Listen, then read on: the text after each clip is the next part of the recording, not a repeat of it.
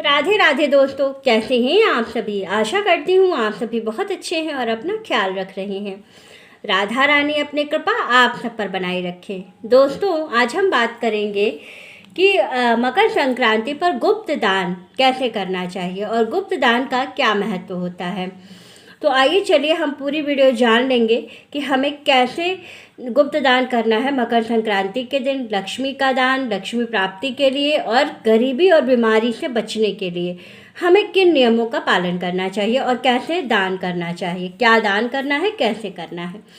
तो आइए चलिए जान लेते हैं। लेकिन उससे पहले अगर अभी तक आपने चैनल को सब्सक्राइब नहीं किया है तो चैनल को सब्सक्राइब कर लीजिएगा और बेल आइकन को दबाना बिल्कुल ना भूलिएगा।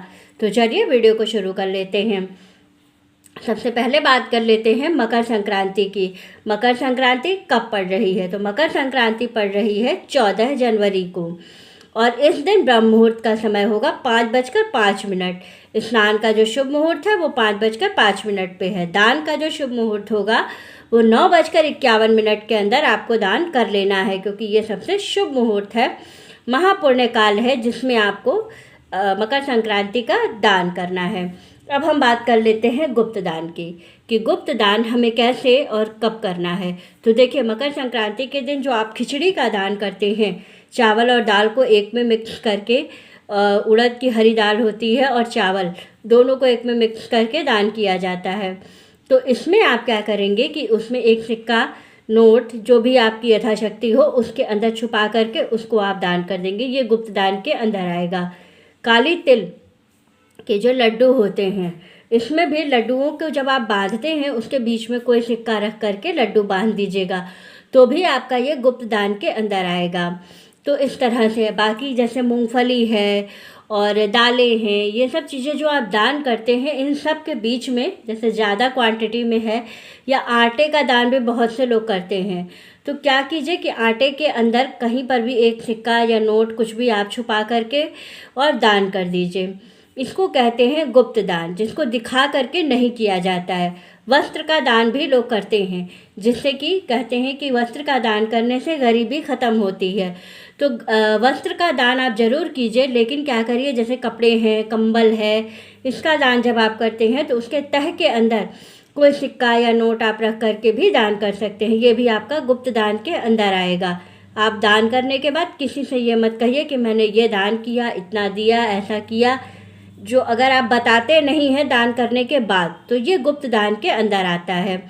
और इसके बाद आपको क्या करना है कि लक्ष्मी प्राप्ति के लिए मकर संक्रांति के दिन अगर आप लक्ष्मी प्राप्ति करना चाहते हैं तो आप भोलेनाथ के मंदिर ज़रूर जाइएगा। और भोलेनाथ के मंदिर में आप भोलेनाथ की संपूर्ण पूजा करने के बाद सबसे पहले तो भोलेनाथ का अभिषेक करिएगा। अभिषेक करने के बाद काली तिल ज़रूर चढ़ाइएगा। और काली तिल चढ़ाने के बाद फिर आपको क्या करना है कि जो वहाँ पर जो पंडित जी होंगे उनको जो है आप दान कर दीजिएगा। कुछ भी गुप्त दान कीजिएगा, बताकर नहीं दीजिएगा। दान में बहुत सी चीज़ें हैं, आप कुछ भी दान कर सकते हैं। इसमें दान का कोई ऐसा नियम नहीं है कि आपको यही चीज़ दान करनी है या नहीं करना है, ऐसा कोई नियम नहीं है। बस नुकीली और धारदार चीज़ें जो होती हैं वो आपको दान नहीं करना है। बाकी यथासंभव आप हर कुछ दान कर सकते हैं। किसी भी चीज़ को दान करने के लिए कुछ भी मना नहीं है। बच्चों को पतंग का दान आप कर सकते हैं। जैसे आपके गली मोहल्ले में बच्चे होंगे, उनके लिए अब जैसे 25-50 पतंग खरीद लिया। छोटे छोटे बच्चे हैं, उनको जो है धागा और पतंग का दान कर दिया, तो ये भी आपका गुप्त दान के अंदर ही आएगा, क्योंकि आपने बच्चों को उसका रेट नहीं बताया है, सिर्फ आपने अपनी एक खुशी जाहिर की है और बच्चों को उसका दान कर दिया है, दे दिया कि तुम उड़ाओ, खेलो। तो ये भी एक गुप्त दान के अंदर ही आएगा। इन सब चीज़ों का दान, और जो सीधे का दान आप कीजिएगा, खिचड़ी का दान जो कीजिएगा, वो किसी वेद पाठी ब्राह्मण को ही दान करिएगा। आप किसी ऐसे व्यक्ति को दान मत करिएगा जिसको किसी वेदों का ज्ञान ना हो। इस दिन गीता जी का भी दान किया जाता है।